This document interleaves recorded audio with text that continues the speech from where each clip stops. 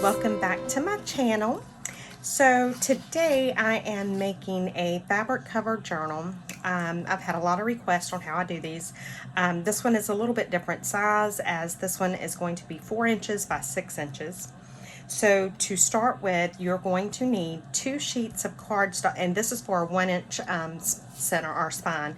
You're going to need 2 sheets of cardstock at 6 inches by 9 inches. And so on the 9-inch side, I am going to score at 4 inches and at 5 inches. So 4 inches and 5 inches. And I'm going to do that to both of them. So 4 inches and 5 inches. Okay. So now that I've got that scored, I am going to fold these over. Just get my bone folder, get my score lines real good.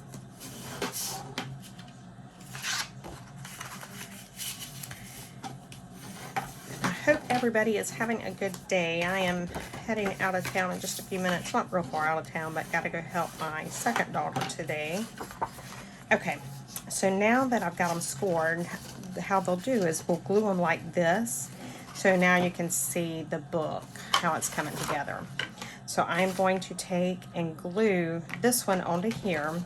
So I'm just putting some glue down. Make sure you do not get all the way up to that score line.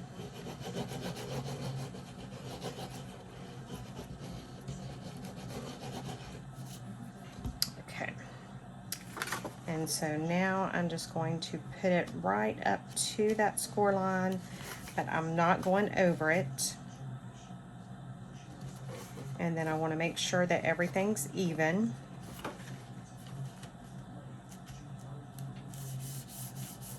Okay, that's looking good so far.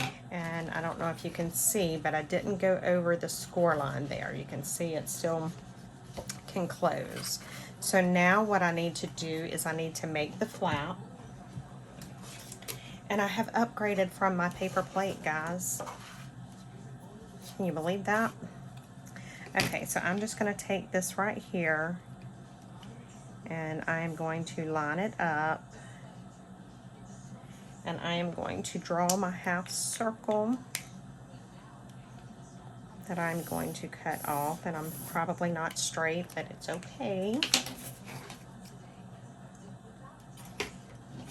Then I'm just going to cut this just like this right here. Okay, so now when you're looking at it, this is how the journal is going to be. Okay. So now the next thing I need to do is I need to put a stiff interfacing on this. And so I am using, which one is this? Pylant 77, I don't know. It's the very firm interfacing. And for this, I use Fabri-Tac to glue this down. Just because I don't want this shifting and moving when I'm trying to do everything else.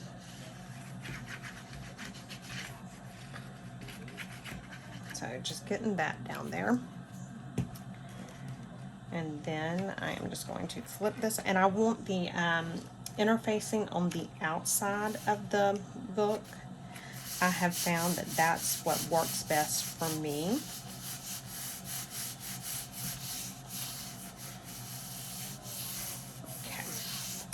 And now that I have the interfacing on there, I need to trim around it. So let me just get it down to a workable size first. Alright, so I'm just going to trim all along this interfacing, or trim the along the journal so that then our facing is not over the journal.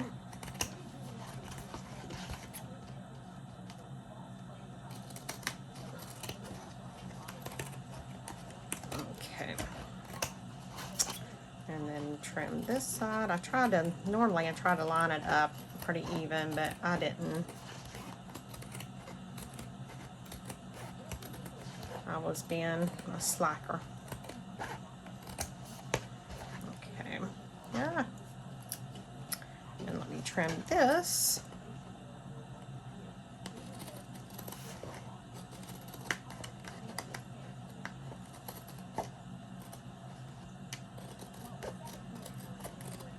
Okay, so there's that. And that my flap doesn't look too even, but it's okay. So now what I do to put the fabric on the, I'm making a mess. I normally use a glue stick for this part, and this just does not look even. So let me just try and even this up just a little bit.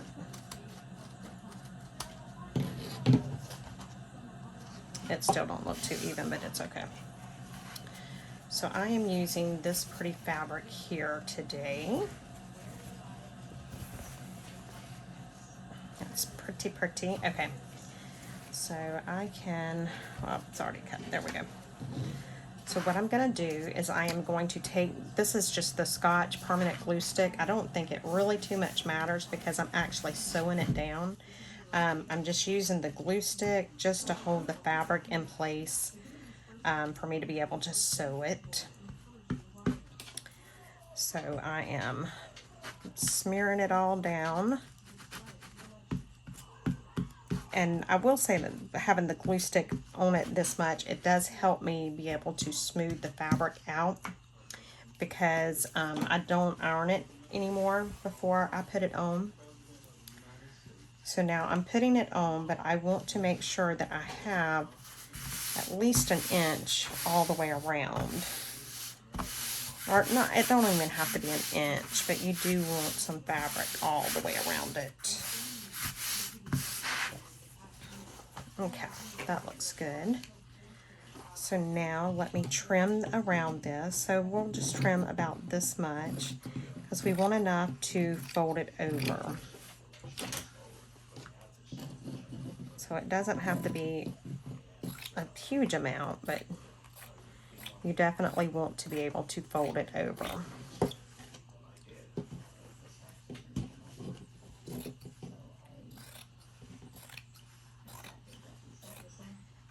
Okay. And then the next thing you want to do is right here on these corners, you want to just trim just a little bit off. Not a whole lot, but you do want to trim a little so it doesn't have that crazy thing. And then right here on this flap, I just go in and I just cut maybe about every centimeter. And I will show you why. This is what will help it fold around this flap without bunching up.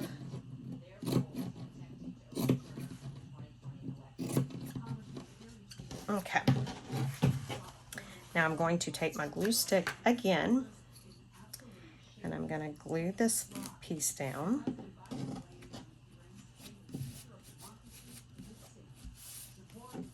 And then I'm going to glue this piece right here down. And you know what? I just did that, guys. I put that on the wrong side. I sure did.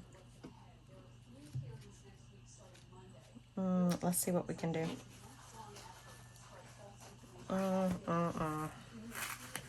Cannot believe I did that. I sure done it. Okay, I think we're going to be okay though. Yep, so don't make that mistake. This goes on here because this is my pattern. So now I need to try and line this up the way that I had it, or I can get another piece of it, but who wants to do that? Not me. Let's see how that's looking. I think we got it pretty good. Okay, now back to where we were. Now I'm going to glue this down. Goodness gracious, guys. Thankfully, I used glue stick and not Fabri-Tac. Which this glue stick still, man, it is some strong glue stick. Okay. And then I need to do it here. There we go. Let me put a little bit right there. Okay. So by us doing the cuts like this that we did, let me show you how easy this is. So you just take and bend these pieces over. And because you've got the slits in them, they just go very easy around that edge.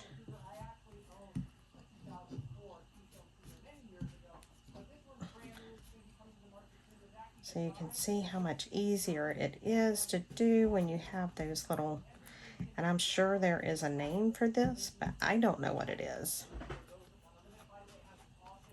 Okay, so see when you turn it over. Okay, so now the next thing we need to do is we need to put the inside piece on. And I don't need it, I'm going to just cut so I'm not worrying with all of that fabric. And the same thing, I'm going to take my glue stick and I'm going to go back over this area with the glue stick.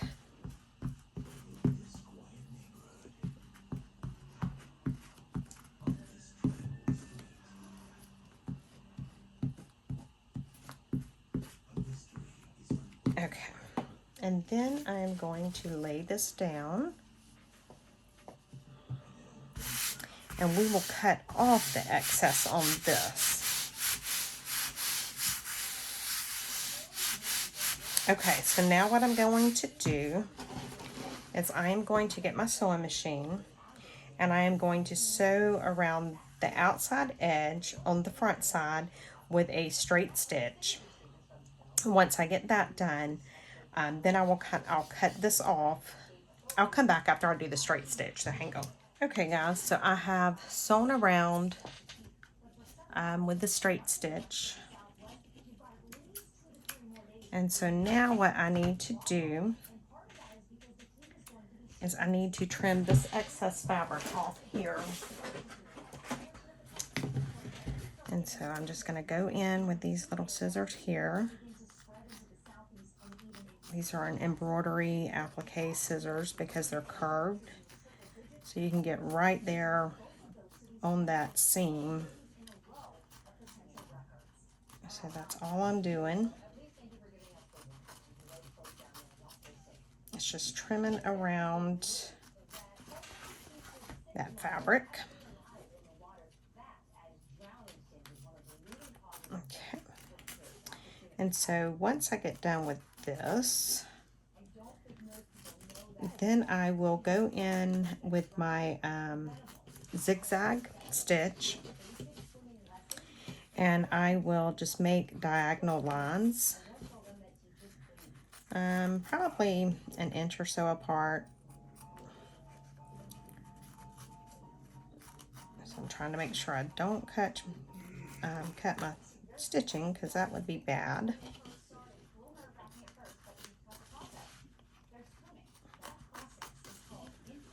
This is very much like doing the embroidery applique work, so I'm used to this. So it might take you a little bit of time to get used to cutting it so close, because it's scary when you first start doing it. It looks like I didn't catch the seam good right there.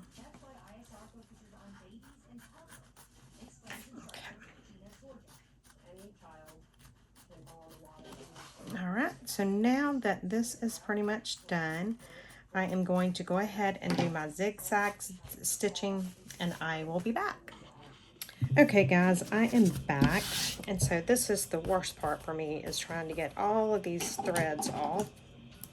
So now it's just the fun part of going through and snipping all of these long threads here. And so you want to make sure that you do get those snipped, because you don't want them like hanging out and just messing up how it looks. So that's what I'm doing now, just making sure I get them all. And there'll still be some that I'll have to, you know, that I miss, and I'll have to go back and trim as I'm working on it. But for the most part, I try to get them like right here. And just whenever you do this, just make sure that you back stitch on each row.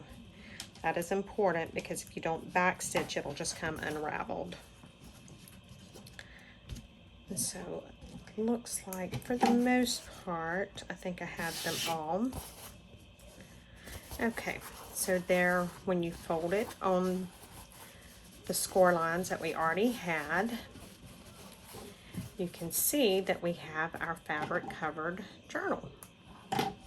And then just however you would want to close it, you could put a snap there, you could do a Velcro, you could do the elastic, how I normally do mine. There's all different ways that you can choose to close it.